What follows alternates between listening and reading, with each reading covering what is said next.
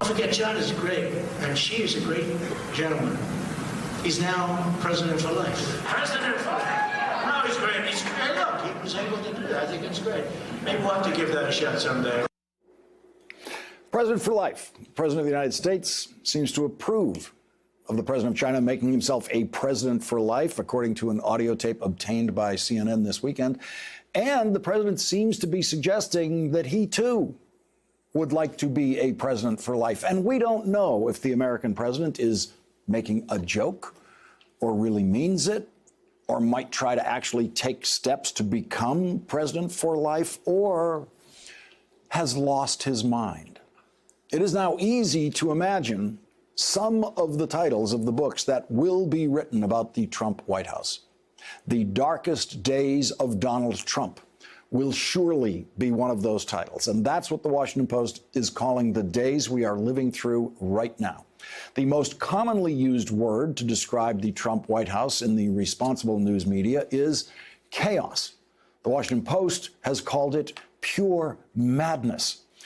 After tiring of doing something that no president before him has ever done, threatening nuclear war with North Korea, President Trump has chosen to threaten a trade war instead, but not a trade war with North Korea, a trade war with Canada, our most reliable ally in history and our most important and honest trading partner in history. The president has also threatened a trade war with every other country that produces steel or aluminum. Those countries have threatened their own retaliation against American exports, especially the exports that come from Paul Ryan and Mitch McConnell's home states, which provoked Paul Ryan today to beg the president not to go through with his plan for a disastrous trade war. Ashley Parker, who co-wrote the article in the Washington Post describing Donald Trump's darkest days, will join us next.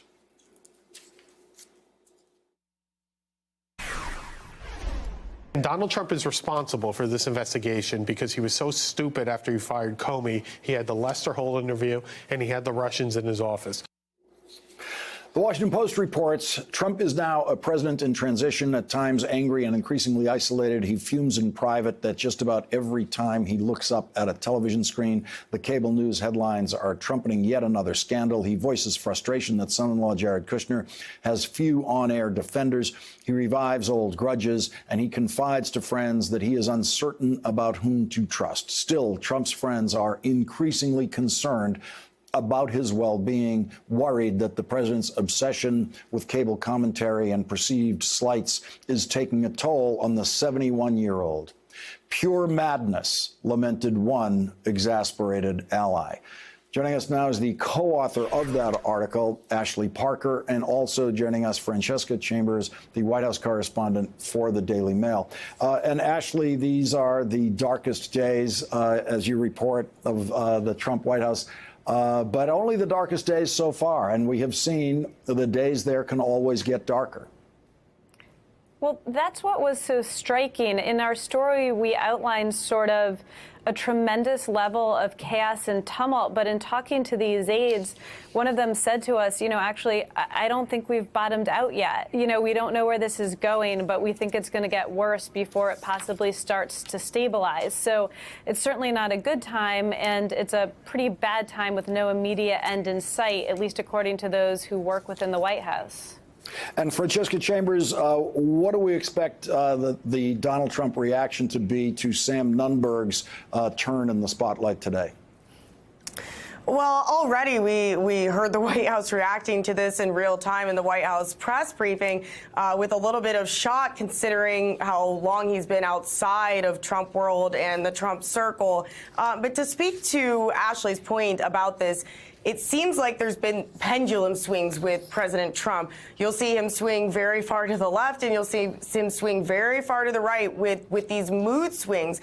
And you're also hearing, though, from people who are close to the president that there's a method to this madness, right? That he likes this kind of competition, and he likes the rivalry, and they think that it produces a better process and a better outcome and better results in the end. But at the same time, you're also hearing from some people who are close to President Trump that he might not be being well served by staff at this point because of some of these headlines that you're seeing and what you could call unforced errors.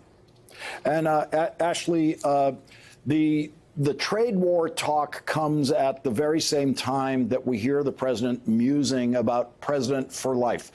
Not only does he not voice any objection whatsoever to the Chinese president, in effect, making himself a president for life, he actually entertains, it seems, the notion of that happening here. Well, 2 points. This is a president who has long sort of admired publicly and privately strongmen leaders. He's expressed an affinity for Russian President Vladimir Putin. He's expressed an affinity for the leader of the Philippines.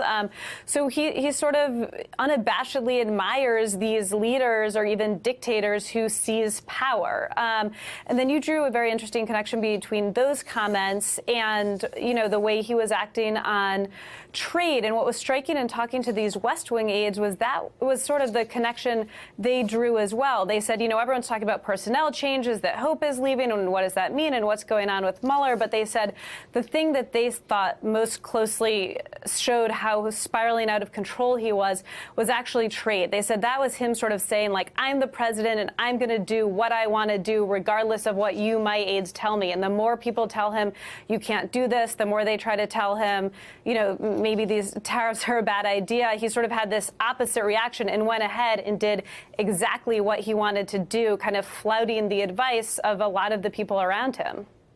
And Francesca, according to more Washington Post reporting and the reporting that Ashley's done, some people seem to have figured out exactly how to target Donald Trump in the way they want to. For example, possibly Jeff Sessions and Rod Rosenstein. Ashley's reporting says Trump seized with anger last Wednesday night over cable news coverage of a photo obtained by Axios showing Sessions at dinner with Deputy Attorney General Rod Rosenstein. The next morning, Trump was still raging about the photo, venting to friends and allies about a dinner he viewed as an intentional show of disloyalty.